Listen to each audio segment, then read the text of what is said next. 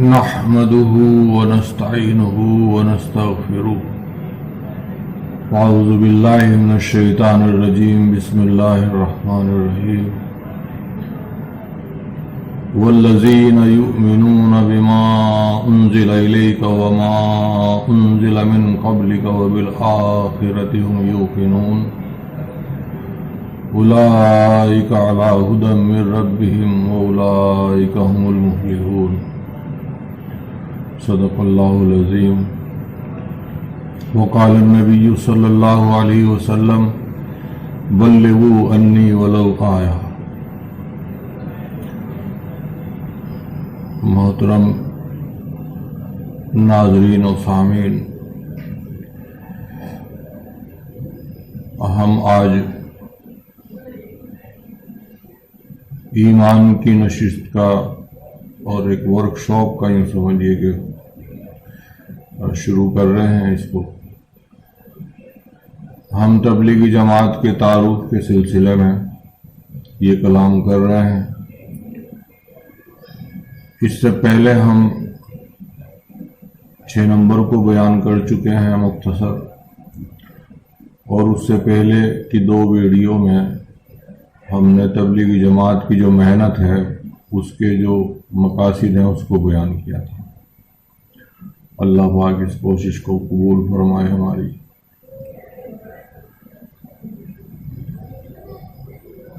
اب یہ ارادہ ہے کہ 6 نمبر میں سے ہر ایک نمبر پر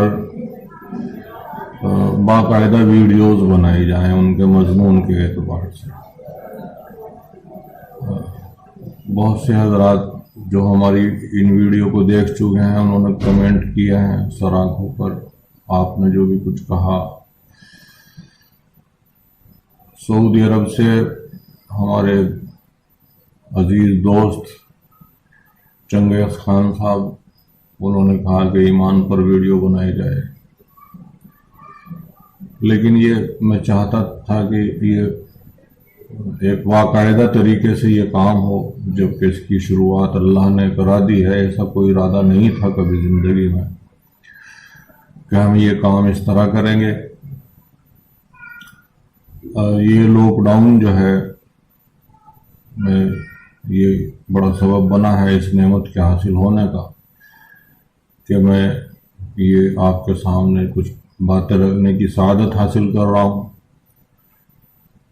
علماء دین اور محققین کرام سے میری گزارش ہے کہ وہ میری ان باتوں میں جو بھی کمی، جہاں بھی کوئی کمی محسوس کریں، مجھے اس کی اطلاع کریں تاکہ میں اپنی اصلاح کر سکوں اور لوگوں تک صحیح بات پہنچے۔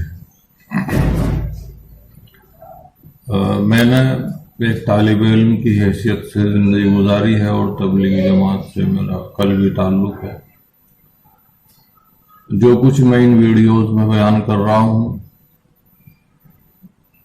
وہ یا تو میں نے تبلیغی جماعت کی جو سلیبس ہے، جو کتابیں ہیں، ان سے سیکھا ہے، سمجھا ہے، حضرت تھانوی کی کچھ کتابوں سے بھی باتیں سمجھی ہے، اور ان کے حوالے میں دیتا رہوں گا۔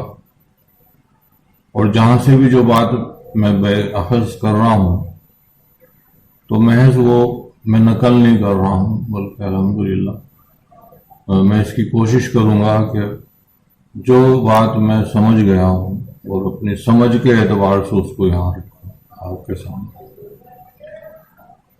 بس بہت وقت لے لیا ہے میں نے آپ کو، اب شروع کرتے ہیں انشاءاللہ۔ تو پہلا نمبر جو ہے 6 نمبروں میں سے وہ ایمان ہے۔ ایمان کا نمبر پہلا نمبر ہے، اور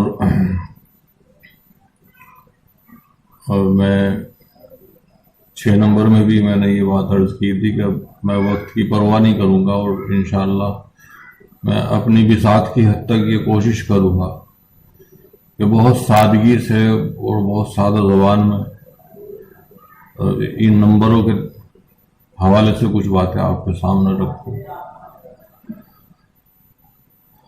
اب یہ بچوں کی تعلیم تک سلسلہ نہیں رہا ہے، اس سے آگے بڑھ گیا ہے، اس لیے میں کو جتنا ہو سکتا ہے مجھ سے کوشش کر رہا ہوں، اصلاح کا محتاج ہوں۔ تحدیث نعمت کے طور پر یہ میں سب کچھ جو ہے کہہ رہا ہوں بھائی، میں کوئی عالم نہیں ہوں. بالکل. ایک صاحب نے ہمارے کمنٹ کیا تھا یہ کمنٹ باکس میں میری داڑھی کو لے کر، تو اس کی میں پہلے وضاحت کر دینا چاہتا ہوں تاکہ بات صاف ہو جائے اور کھلے دل سے آدمی بات کو لے کہ اس میں کئی وجوہات ہیں اس کی کہ میری داڑھی بڑی نہیں ہوئی ہے. 20 سال سے بھی زیادہ اتنی ہے. 20 سال سے میں رکھتا آ رہا ہوں، اس کو اتنی ہے یہ. اور وہ جو شرعی ہمارے ہاں امام حنیفہ کے مطابق، مسلک کے مطابق ہے، ہمارے مسلک کے مطابق، تو وہ نہیں ہو پائی ہے. مجھے اس کا دکھ بھی ہے اور اس میں کئی عذر میں رکھتا ہوں اپنی سمجھ کے اعتبار سے. تو ایمان پر ہم بات کریں گے آج. اللہ پاک ہمیں ہماری رہنمائی فرمائے. اس میں جو آیت کریمہ میں نے تلاوت فرمائی ہیں دو، یہ سورہ بقرہ کی 4 نمبر اور 5 نمبر آیت ہیں. اور اگرچہ ہم اس پر ابھی ریسرچ کر رہے ہیں اور اس میں ہم نے ایک ٹیم بنائی ہے ان آیتوں پر ریسرچ کرنے کے لیے، لیکن مجھے ابھی تک کی یہ محسوس ہوا ہے کہ ان کا بڑا گہرا تعلق ہے ایمان کے ساتھ. اس سلسلے میں مزید ہم کچھ باتیں عرض کریں گے جب ہم قرآن کریم پر بات کریں گے، ایمان بالکتاب کے حوالے سے.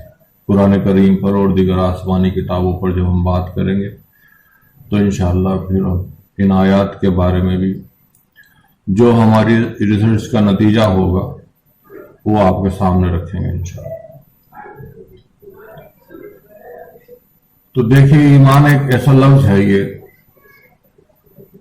جو پوری دنیا میں بولا جاتا ہے اور مسلم اور غیر مسلم سبھی اس کا استعمال کرتے ہیں اپنے اپنے اعتبار سے. اور ایمانداری کا ایک تصور سبھی لوگوں میں پایا جاتا ہے. لیکن میں یہ چاہتا ہوں کہ کیونکہ ہم سمجھنے کے لیے یہ سب کام کر رہے ہیں، سمجھنے اور سمجھانے کے لیے، تو میں یہ چاہتا ہوں کہ بات سادہ بھی رہے اور تھوڑا اپنی وسعت کے ساتھ ہمارے سامنے آئے. تو ہم اس کو پہلے ہم اس کا مختصر ترجمہ بیان کریں گے اور پھر ہم اس کو سمجھنے کے لیے ایک خاص ترتیب سے اس کو ہم بیان کریں گے انشاءاللہ. تو ہم پہلے اس کا مفہوم جان لیتے ہیں. کلمے میں 3 چیزوں کا بیان ہوا ہے. ایک تو یہ ہے کہ انکار کرنا ہے، کسی کے بھی اس قابل ہونے کا انکار کرنا ہے کہ اس قابل کوئی نہیں ہے جس کی عبادت کی جا سکے. دوسرے یہ کہ صرف اللہ کو اس قابل ماننا ہے کہ اس کی عبادت کی جا سکے. اور تیسرے یہ کہ اس میں رسول کا ذکر ہوا ہے، حضرت محمد صلی اللہ علیہ وسلم کا ذکر ہوا ہے کہ وہ اللہ کے رسول ہے. میں نے جو آیت تلاوت فرمائی ہے اس کا مفہوم یہ ہے کہ جو کچھ تم پر نازل ہوا اور تم سے پہلے نازل ہو چکا اس سب پر ایمان لاؤ. یہ تعویل میں کر رہا ہوں، اس کا مفہوم بیان کر رہا ہوں، میں ترجمہ بیان نہیں کر رہا ہوں. تعویلاً ایک مفہوم بیان کر رہا ہوں. تو جو کچھ تم پر نازل ہوا یعنی تمہارے رسول پر نازل ہوا صلی اللہ علیہ وسلم، اور تم سے پہلے رسولوں پر نازل ہوا علیہ الصلوۃ والسلام، اس سب پر ایمان لاتے ہیں اور آخرت کے دن پر جو ہے وہ یقین رکھتے ہیں. مطلب گویا کہ ایمان والے ایسے ہوتے ہیں یا ان کو ایسا ہونا چاہیے. جو آدمی یہ دعویٰ کرے کہ میں ایمان والا ہوں تو اس کو ایسا ہونا چاہیے کہ جو بھی کچھ اس کے رسول پر نازل ہوا ہے یا اس سے پہلے رسولوں پر نازل ہو چکا ہے اس کا یقین کرے اور قیامت کے دن کا یقین کرے. اور 5 نمبر جو آیت ہے اس میں یہ بیان فرمایا جس کا مفہوم ہے کہ یہی لوگ ہیں جو ہدایت والے ہیں اور جو سیدھے راستے پر ہیں اور جو کامیاب ہیں۔ تو کلمہ لا الہ الا اللہ محمد رسول اللہ یہ کلمہ کہلاتا ہے۔ میں اس کو ایمان باللفظ کہہ رہا ہوں۔ یہ ایمان باللفظ جو ہے تو اس کا زبان سے پڑھنا ہوتا ہے مسلمان ہونے کے لیے، لیکن ان سب چیزوں کا اصل مفہوم کیا ہے اس کے لیے ہمیں تھوڑا پیچھے جانا پڑے گا ہسٹری میں۔ جیسا کہ مطلب اللہ نے ہمیں دماغ دیا ہے تو ہم ان چیزوں کی حقیقت کو جاننے کے لیے جتنی ہم غور و فکر کر سکتے ہیں، کوشش کر سکتے ہیں، وہ ہمیں کرنا چاہیے۔ تو آپ 1400 سال پیچھے جائیے مکے میں، کیونکہ یوں تو کلمہ یہ ایمان جو ہے معاف کرنا ساری دنیا کے لوگ بولتے ہیں اور کچھ مفہوم بھی اس کا وہ رکھتے ہیں، بیان کرتے ہیں، لیکن حقیقی مفہوم جاننے کے لیے ہمیں ہسٹری میں جانا پڑے گا، اتہاس میں جانا پڑے گا۔ اور جو میں نے شروع میں آیت تلاوت کی اس کا مفہوم بھی یہی ہے کہ وہ جانے اس کو کہ پیچھے کیا ہے اور اس وقت کیا ہے اور آنے والا وقت جو قیامت کا وقت ہے وہ کیا ہے۔ تو دین کے معاملے میں ہمیں ہمیشہ پیچھے جانا ہوتا ہے اس کی حقیقت کو جاننے کے لیے۔ دوڑ پیچھے کی طرف اے گردش ایام کی، مطلب ہم دین کی جو باتیں ہیں ان کی حقیقت کو اگر جاننا چاہتے ہیں تو ہمیں جانا پڑے گا رسول اللہ صلی اللہ علیہ وسلم کی خدمت میں حاضر ہونا پڑے گا۔ تو ہم 1450 سال پہلے جو ہے 571 عیسوی میں ہم اس کا جائزہ لیں گے۔ اس میں ایک بہت بڑا حادثہ ہوا ہے اور واقعہ ہوا ہے جس کا بیان ہوا ہے سورہ فیل میں، علم ترى سے جو شروع ہوتی ہے اس کے اندر۔ تو اس میں یہ واقعہ بیان ہوا ہے جس کا مفہوم ہے کہ ابراہ نام کا ایک آدمی ہے جو اپنے مذہب کے اعتبار سے عیسائی ہے، اور اس کو کچھ خلش ہو گئی ہے مکے کے لوگوں سے اور اللہ کے گھر سے بیت اللہ سے، وہ اس کو ڈھانا چاہتا ہے۔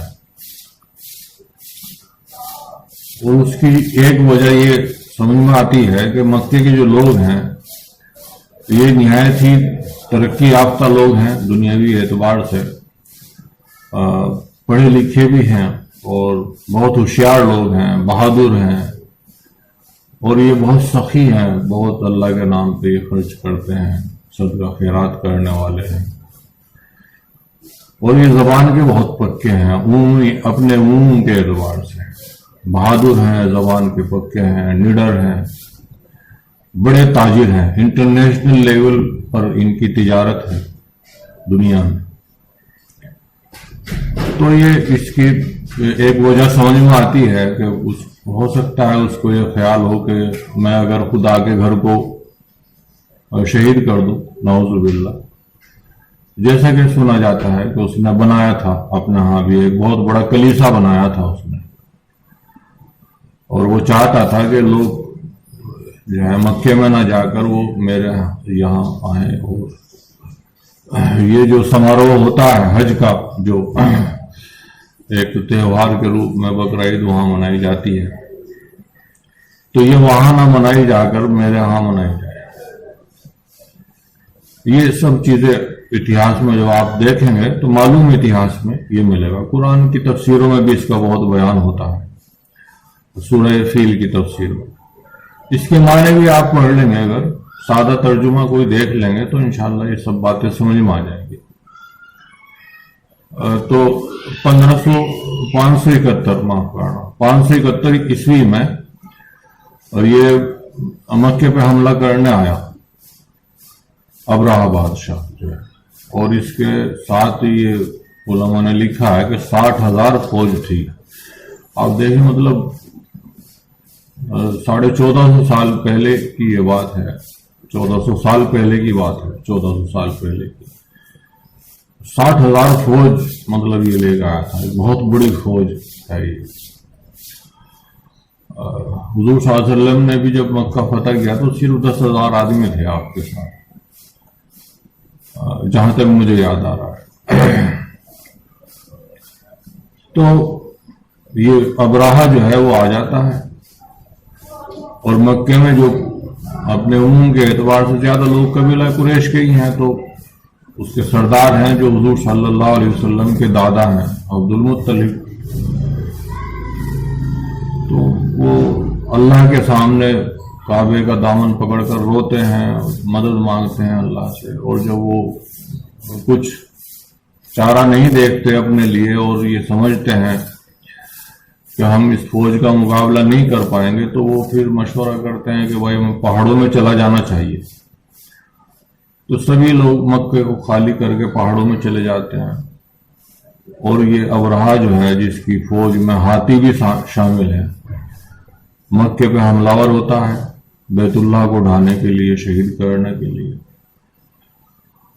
اور پھر دنیا نے وہ نظارہ دیکھا جو وہاں لوگ موجود تھے، اور اس وقت کی معلوم دنیا تک خبریں تو گئی ہوں گی نا، تو خبروں کے ذریعے بھی بات یہ ساری دنیا میں یہ پہنچی کہ کعبے کو اس کے خدا نے بچا لیا ہے، جس کا وہ گھر ہے اس کے مالک نے اس کو بچا لیا، اور پرندوں کا لشکر آیا ہے، اور اس نے کچھ پکی ہوئی کنکریوں کے جیسی چیزیں جو ہیں ان کی برسات کی ہے، اور یہ 60,000 کا لشکر جو ہے ابراہ کا یہ تباہ ہو گیا۔ یہ 571 عیسوی کا واقعہ ہے۔ یہ سال جو ہے اصطلاح میں عام الفیل کہلاتا ہے، ہاتھی والوں کا سال۔ اسی سال مکے میں پیدا ہوئے ہیں جناب محمد رسول اللہ صلی اللہ علیہ وسلم۔ آپ یہیں جو ہے آپ نے پرورش پائی، آپ کے پیدا ہونے سے پہلے ہی آپ کے والد محترم حضرت عبداللہ کا انتقال ہو چکا تھا۔ جب آپ کی عمر 6 سال کی ہوئی تو والدہ کا بھی انتقال ہو گیا، اور والدہ کے انتقال کے بعد جو دادا جان تھے آپ کے، انہوں نے اپنے ایک بیٹے کو جن کا نام ابو طالب تھا، ان کی تحویل میں سرپرستی میں دے دیا حضرت محمد صلی اللہ علیہ وسلم کو کہ ان کی پرورش اب تم کرو۔ اور 8 سال کی عمر ہوئی تو وہ دادا جان کا بھی انتقال ہو گیا۔ بہرحال آپ نے بچپن بھی یہیں گزارا، جوانی بھی یہیں گزاری۔ جب آپ کی عمر 25 سال ہوئی تو آپ کی شادی ایک 40 سال کی خاتون جو بیوہ تھی پہلے سے، طلاق شدہ، ان کے ساتھ آپ کی شادی ہوئی۔ اور جب آپ صلی اللہ علیہ وسلم کی عمر 40 سال ہوئی، یعنی شادی کے 15 سال کے بعد، تو آپ پر سب سے پہلی وحی نازل ہوئی۔ آپ صلی اللہ علیہ وسلم نے اس وحی کی خبر سب سے پہلے اپنی بیوی کو دی، حضرت خدیجہ رضی اللہ تعالیٰ عنہ کو، اپنے دوست حضرت ابوبکر کو دی رضی اللہ تعالیٰ عنہ، اور اپنے بھائی جو چھوٹے بھائی تھے آپ حضرت علی رضی اللہ تعالیٰ عنہ جو ابو طالب کے بیٹے تھے، ان کو دی، اور حضرت زید جو آپ کے آزاد کردہ غلام تھے ان کو دی۔ اور یہ اپنے اپنے وقت پر سبھی لوگ ایمان لے آئے۔ سب سے پہلے مردوں میں ایمان لائے حضرت ابوبکر صدیق، بچوں میں حضرت علی، اور غلاموں میں سے حضرت زید، اور مستورات میں سے حضرت خدیجہ رضی اللہ تعالیٰ ام المومنین۔ تو ان لوگوں کو بڑا بھروسہ تھا آپ صلی اللہ علیہ وسلم کو۔ گھر کے لوگوں کو تو پتہ ہوتا ہے نا آدمی کے بارے میں تو جیسے ہی آپ صلی اللہ علیہ وسلم نے مطلب ان کا ذکر اس لیے کیا جا رہا ہے کہ انبیاء علیہ السلام نے یہ جس مفہوم میں ایمان کو پیش کیا ہے اس کو لوگوں نے کن وجوہات پر قبول کیا ہے اور کس طور پر قبول کیا ہے. اگرچہ میں جتنا سادہ ان باتوں کو بنانا چاہ رہا تھا میں بنا نہیں پا رہا ہوں، اس کا مجھے افسوس ہے.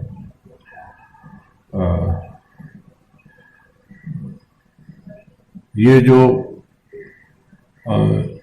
چاروں حضرات ہیں جنہوں نے سب سے پہلے ایمان کو قبول کیا یا ایمان لائے، تو یہ لکھا ہے دانشوران نے ان کو بھروسہ تھا بہت رسول اللہ صلی اللہ علیہ وسلم کی بات پر کہ یہ آدمی جو ہیں تو ان کی بات ایسی ہے کہ انہوں نے کبھی کوئی غلط بات نہیں کی ہے، کبھی جھوٹ نہیں بولا ہے،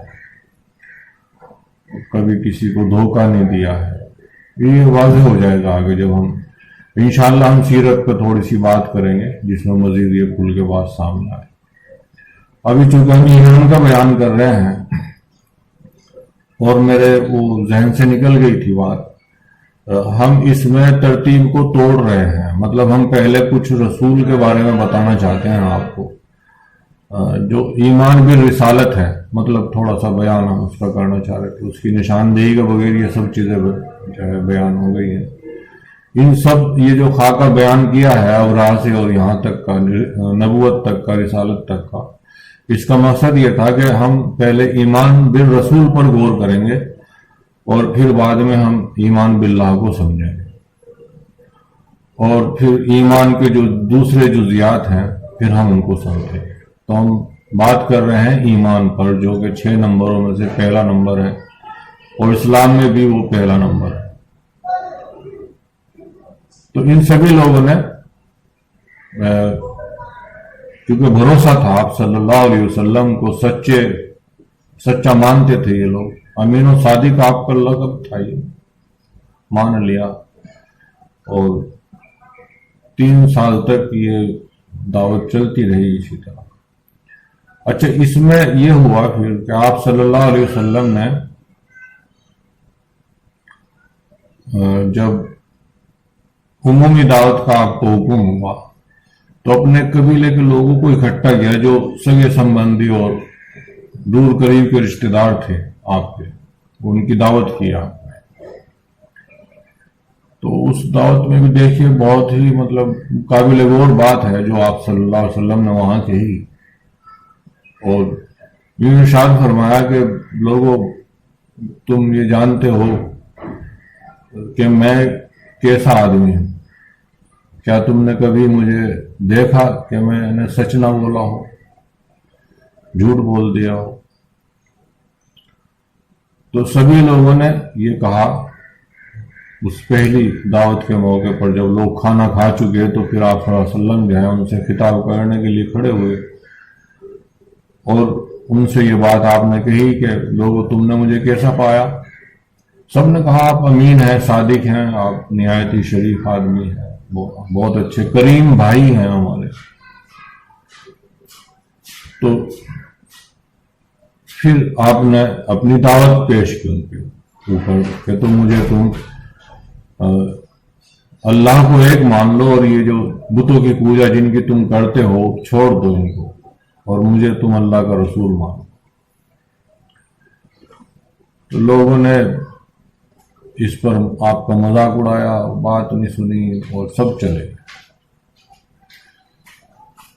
کچھ دنوں کے بعد پھر آپ صلی اللہ علیہ وسلم نے ایک پارٹی کا مطلب دعوت کا اہتمام کیا اور پھر سے بلایا ان سب کو. تو اس میں بھی جب آپ پڑھیں گے اس کو روایت کو سنیں گے کسی عالم سے، تو سب سے پہلی بات آپ صلی اللہ علیہ وسلم نے جو کہی وہ یہ تھی کہ لوگوں اگر میں ساری دنیا سے بھی جھوٹ بول سکتا تو تم سے جھوٹ نہ بولتا، کیونکہ میں تمہارا بھائی ہوں. اور کوئی قافلے کا جو راہ دکھانے والا ہوتا ہے، گائیڈ ہوتا ہے، وہ کبھی کسی قافلے کو غلط راستہ نہیں دکھاتا. اور یہ بات جو ہے بہت گہری بات ہے یہ، کیونکہ ہمارے ساتھی جو ہیں مطلب وہ، میں ان سے کہہ رہا ہوں کہ وہ تھوڑا دھیان دیں ہمیں. یہ اس وقت جو ہے یہ عام بات تھی کہ جو گائیڈ ہوتے تھے، جن کو جو قافلے کو راستہ دکھانے والے ہوتے تھے، وہ نہایت ہی ایماندار لوگ ہوتے تھے، اور وہ کبھی بھی جو ہے وہ قافلے کو دھوکہ نہیں دیتے. حضور صلی اللہ علیہ وسلم نے بھی جب مدینے جانے کے لیے گائیڈ کیا تو وہ مسلمان نہیں ہوا تھا جب تک، وہ اسلام میں داخل نہیں ہوا تھا جس گائیڈ کو آپ نے کیا تھا، لیکن وہ اس نے گائیڈ کیا مدینے تک، وہ اس نے آپ کو سیف راستے سے آپ کو وہاں پہنچایا اس نے. تو یہ جو لوگ ہوتے تھے قافلے کو راستہ دکھانے والے، یہ بہت قابل اعتماد لوگ ہوتے تھے. تو آپ نے پہلی بات یہ کہی کہ لوگوں، اگر میں ساری دنیا سے بھی جھوٹ بول سکتا تو تم سے جھوٹ نہ بولتا، کیونکہ میں تمہارا بھائی ہوں. اور دوسری بات یہ فرمائی کہ دیکھو قافلے کو جو راستہ دکھانے والا ہوتا ہے، جو رہنما ہوتا ہے قافلے کا، گائیڈ ہوتا ہے، وہ کبھی قافلے کو دھوکہ نہیں دیتا. اور لوگوں، اگر میں ساری دنیا کو دھوکہ دے سکتا تو پھر بھی تمہیں دھوکہ نہ دیتا، کیونکہ میں تمہارا بھائی ہوں، تم میرے بھائی ہو، ہم رشتہ دار ہیں آپس میں. اور پھر آپ نے کہا کہ لوگوں، کلمہ جو میں لایا ہوں ایمان کا، یہ لے لو مجھ سے، اللہ کو ایک مان لو. یہ جو جن کو تم نے پوجا کے قابل سمجھ لیا ہے، یہ اس قابل نہیں ہے کہ ان کی پوجا کی جائے، اور اس کا تم اقرار کرو، گواہی دو اس کی. پھر لوگ جو ہے وہ بات تو انہوں نے سنی، لیکن وہ کسی نے نہیں مانا. تو روایت میں آتا ہے کہ حضرت علی نے اس موقع پر کھڑے ہو کر کہا کہ میں آپ کا ساتھ دوں گا. مجھے مطلب ان چیزوں کی بہت زیادہ باریکی میں نہیں جانا ہے، ہم ایمان بھی رسالت کو پہلے سمجھیں گے، اس لیے اس حوالے سے یہ باتیں میں آپ کو سامنے رکھ رہا ہوں. تو دیکھیے رسول اللہ صلی اللہ علیہ وسلم جو ہے وہ کس طرح سے بات کو پیش کرتے. پھر ایک تیسرا واقعہ ہمیں اور ملتا ہے، جس میں آپ نے پہاڑ پر کھڑے ہو کر یا صباح کی آواز لگائی ہے. میں اس کی تفصیل میں جاؤں گا تو بہت وقت لگ جائے گا. تو پہاڑ پر کھڑے ہو کر آپ نے یا صباح کا نعرہ لگایا، آواز لگائی، اور آپ کی اس آواز کو سن کر لوگ آ گئے. اور یہ نعرہ اس وقت لگایا جاتا تھا جب کوئی بہت بڑا خطرہ کوئی دیکھ لیتا تھا تو اس پہاڑی پر کھڑے ہو کر نعرہ لگاتا تھا. اس کی مزید تفصیلات ہیں جن کو میں چھوڑ رہا ہوں. تو لوگ آ گئے، کیونکہ وہ ایک ایسی جگہ سے نعرہ لگایا جاتا تھا جو خطرے کی گھنٹی سمجھا جاتا تھا. اس جگہ سے یا صباح پکارنا کھڑے ہو کر. تو سب لوگ آ گئے. تو آپ صلی اللہ علیہ وسلم نے وہاں پر جو بات کہی وہ یہ ہے کہ لوگوں یہ بتاؤ کہ اگر میں تمہیں یہ کہوں کہ اس پہاڑی کے پیچھے دشمنوں کا بہت بڑا لشکر ہے جو ہم پر حملہ کرنے والا ہے، تو کیا تم کیا سمجھو گے؟ تو سب نے یہ کہا کہ ہم آپ کو امین اور صادق مانتے ہیں، اور آپ سچے ہیں، اور ہم آپ کی بات پہ یقین کریں گے. تو جب یہ گفتگو ہو گئی پہلے، پھر آپ نے اپنی دعوت پیش کی کہ لوگوں صرف خدا کی عبادت کرو اور اس کے خدا ہونے کا اقرار کرو، گواہی دو اس کی کہ اس کے سوا کوئی اس قابل نہیں ہے جس کی عبادت کی ہے. اس موقع پر بہت کچھ ہوا. آپ کی 2 بیٹیوں کو طلاق ہوئی اسی موقع پر، جو ابو جہل کے بیٹوں کے نکاح میں تھی، اور وہ لعنت ملامت کرتا ہوا بہت آپ کو وہاں سے گیا، بہت ناراض ہو کے گیا. اس کے لڑکوں نے بھی بہت آپ کے ساتھ نازیبا حرکتیں کی جن کو میں اپنی زبان پر نہیں لا سکتا. لیکن ہمیں جاننا چاہیے کہ کیا ہوا تھا اور کس نے کیا کیا تھا. ہمیں سیرت کو پڑھنا چاہیے. ہم کلمے میں جس کو ہم نے رسول مانا ہے اس کی شخصیت کو اور اس کے کاموں کو ہمیں پڑھنا چاہیے. یہ بہت ضروری ہے بھائی، اس لیے کہ ہم دین کا کام کر رہے ہیں نا. تو دین کو لانے والے ہیں اللہ کے رسول.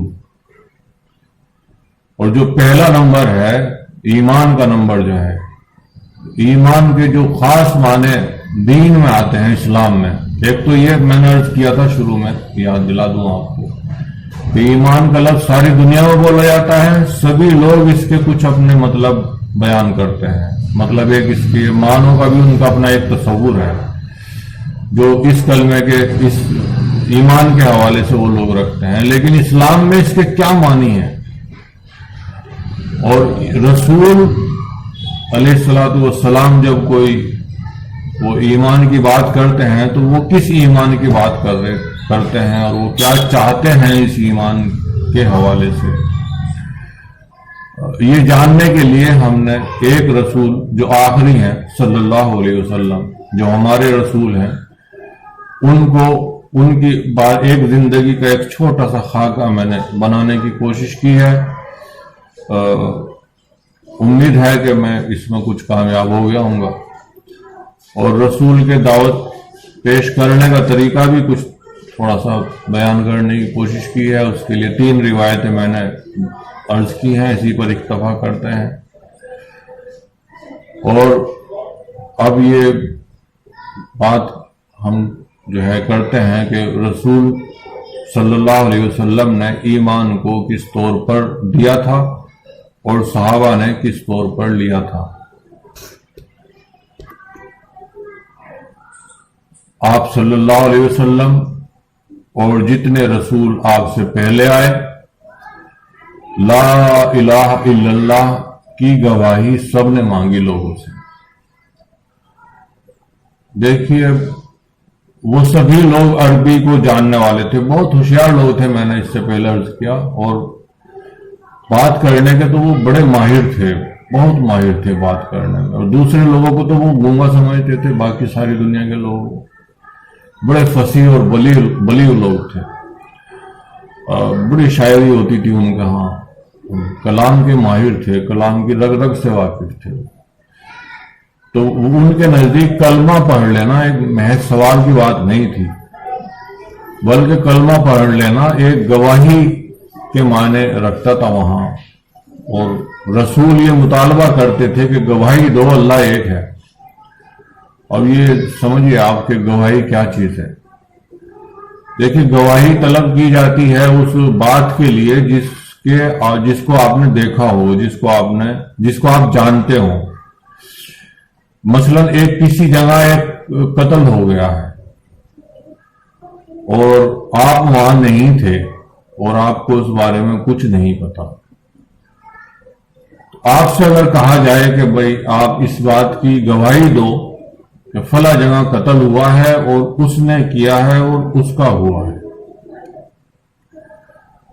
تو آپ گواہی نہیں دے سکیں گے اگر نہیں جانتے ہوں گے، آپ نے نہیں دیکھا ہوگا۔ یہ گواہی کا مطلب ہے، اس کو شہادت کہتے ہیں۔ یہ کلمہ ایمان کا جو کلمہ ہے، جو باللفظ ہم پڑھ لیتے ہیں، جب دل اس کی تصدیق کرتا ہے، یہ جو زبان سے اقرار کرنا اور دل سے تصدیق کرنا اس کلمے کی، تو جب دل تصدیق کرتا ہے تو یہ کلمے سے بڑھ کر شہادت بنتا ہے، گواہی بنتا ہے۔ اور میں سمجھتا ہوں کہ ہمیں اپنے ایمان کو اب کلمے اور ایمان سے آگے بڑھ کر گواہی کے درجے میں لانا چاہیے۔ ابھی تو اس کے اور بھی درجے گواہی سے آگے ہیں، اور جس کو ہم انشاءاللہ پھر کسی موقع پر بیان کریں گے۔ مختصر میں حوالہ دے دیتا ہوں کہ یہ کلمہ جو ہے، یہ کلمے سے بڑھ کر ایمان جو ہے، یہ کلمے سے بڑھ کر گواہی کا ہے، شہادت کا ہے، اور پھر یہ مشاہدے کا ہے، جس کو ہمارے جو اکابرین تھے تبلیغی جماعت کے، وہ استحضار سے تعبیر کرتے تھے۔ جنت کا استحضار، آخرت کا استحضار، خدا کا استحضار، استحضار خداوندی، یہ مائیت خداوندی، یہ سب چیزیں حاصل ہو جائیں۔ ہم خدا کو اپنے ساتھ دیکھ رہے ہوں، ہم خدا کی مائیت میں ہوں، ہر وقت اپنے آپ کو ہم خدا کی معیت میں اس کے ساتھ محسوس کرتے ہوں. یہ تاثیر ہے ایمان کی. ایمان والا وہ ہمیشہ خدا کو اپنے ساتھ اور خود کو خدا کے ساتھ محسوس کرتا ہے. تو ہمارا ایمان جو ہے وہ مضبوط ہونے کے لیے ہمیں کلمے سے آگے بڑھنا پڑے گا اور ایمان کو شہادت بنانا پڑے گا، گواہی بنانا پڑے گا اس بات کی کہ حضرت محمد اللہ کے رسول ہے اور اللہ کے سوا کوئی عبادت کے لائق نہیں ہے، اس قابل نہیں ہے کہ اس کی عبادت کی جائے. یہ دعویٰ تھا، سبھی رسولوں نے یہ دعویٰ کیا ہے، لوگوں اللہ کو ایک مانو اور صرف اس کی عبادت کرو، اور اس بارے میں جو بھی تمہیں خدشہ ہے، سوال ہے، مجھ سے کرو، میں اللہ کا رسول ہوں، میں جواب دوں گا. اللہ کا رسول ہونا کیا مطلب ہے؟ کہ میں تمہاری تسلی کرنے آیا ہوں اس بات کی کو لے کر کہ اللہ کے سوا کوئی عبادت کے لائق نہیں ہے، اور تم اس بارے میں جو بھی کچھ جاننا چاہتے ہو مجھ سے معلوم کر لو، میں اللہ کا رسول. ہر رسول کی دعوت کا مطلب یہ ہے. وہ اندھیرے میں ٹامک ٹوئیاں نہیں مار رہے ہوتے رسول، جو دعوت ہوتی ہے، جو رسول ہوتی ہے. اور اس کا بیان ہوا ہے قرآن میں کہ جو محمد ہیں صلی اللہ علیہ وسلم اور ان کے ساتھی یہ اندھیرے میں ٹامک ٹوئیاں مارنے والے نہیں ہیں. یہ جو کچھ کہہ رہے ہیں بالمشاہدہ کہہ رہے ہیں، یہی حقیقت ہے. انہوں نے جان لیا ہے اس کو، یہ حقیقت ہے، انہوں نے جان لیا ہے اس کو. یہ جو بھی کچھ کہہ رہے ہیں محسوس کیجئے کہ جب آپ کو ایک مرتبہ مکے میں بہت بڑی پنچایت ہوئی اور بلا کے یہ کہا گیا کہ اگر تم مالدار ہونا چاہتے ہو تو سب سے زیادہ مالدار کر دیں گے ہم تمہیں، اور اسی طرح بہت ساری چیزیں گنوائی. میں زیادہ وقت نہیں لوں گا، آپ حضرات جانتے ہی ہیں. تو آپ صلی اللہ علیہ وسلم نے یہ فرمایا اگر ایک ہاتھ پہ چاند اور دوسرے ہاتھ پہ سورج بھی لا کے رکھ دو گے نا تو میرے لیے وہ بھی کوئی اہمیت نہیں رکھتے. میں اس دعوت سے باز آنے والا نہیں ہوں. کون کہہ سکتا ہے یہ بات کہہ نہیں سکتا کوئی آدمی جب تک اس کو استحضار حاصل نہ ہو جائے. اور نبی تو باقاعدہ اللہ کے قانون کا مشاہدہ کرتا ہے. اور کوئی نبی، اب یہ دیکھیں نا کہ الگ الگ انبیاء علیہ الصلوۃ والسلام کو صفات دی ہیں اللہ پاک نے، اور کیسی عجیب و غریب صفات ہیں وہ. ہمیں تو یہ کہا گیا لا نفرق بین احد من رسولی، رسولوں میں کوئی فرق نہ کرو. اللہ پاک نے ان کو مختلف درجوں پر فائز کیا ہے. موسیٰ علیہ السلام کو یہ شرف حاصل ہے کہ انہوں نے براہ راست اللہ سے کلام کیا ہے بغیر کسی بیچ کے حوالے. ایمان بھی رسالت میں یہ سب شامل ہے نا، تمام رسولوں پر ایمان لانا، انبیاء رسولوں پر ایمان لانا. اور سب سے پہلے رسول جو ہے وہ خود ہمارے جو ابا جان ہیں، ابا آدم، وہ خود اللہ کے نبی ہیں، رسول ہیں. ان کے بعد مشہور جو ہے وہ نوح علیہ السلام ہے، ان کے بعد پھر ابراہیم علیہ السلام ہے جو مشہور ہے. اور ابراہیم علیہ السلام کو تو دیکھیں نا آگ میں ڈالا جا رہا ہے اور یہ کہا جا رہا ہے کہ تمہیں بچا لیں اگر تم چاہو تو. فرشتہ آیا ہے باقاعدہ، فرشتوں کو دیکھنا اور یہ خدا کی معیت میں رہنا، نہیں تو اور کیا ہے. فرشتوں کو کہہ دے اگر اللہ واقف ہے تو تم جاؤ نا، وہ تو براہ راست بھی بچا سکتا ہے نا. یہ نبی کا ایمان جو ہوتا ہے نا، تو اس میں کیونکہ نبی رسول جو ہے وہ بہت سی چیزوں کا مشاہدہ کرتے ہیں اللہ، اور جہاں کہیں انہیں محسوس ہوتا ہے کہ کچھ کمی رہ گئی ہے یا مزید تسلی کی ضرورت ہے وہ سوال کر لیتے ہیں اللہ پاک سے. جیسے ادریس علیہ السلام نے سوال کر لیا اللہ یہ شہر یہ تو بالکل برباد ہو چکا، یہ کیسے دوبارہ بسے گا؟ تو وہ 100 سال تک کے سلا دیا گیا آپ کو. واقعات کی تفصیل میں مجھے نہیں جانا ہے، میں جانتا ہوں کہ آپ حضرات جو ہے وہ رات دن یہ باتیں سنتے رہتے ہیں، تو 100 سال تک سوتے رہے اور پھر وہ کھانا جکتوں رہا اور گدا جو ہے وہ ختم ہو گیا، گل سڑ گیا۔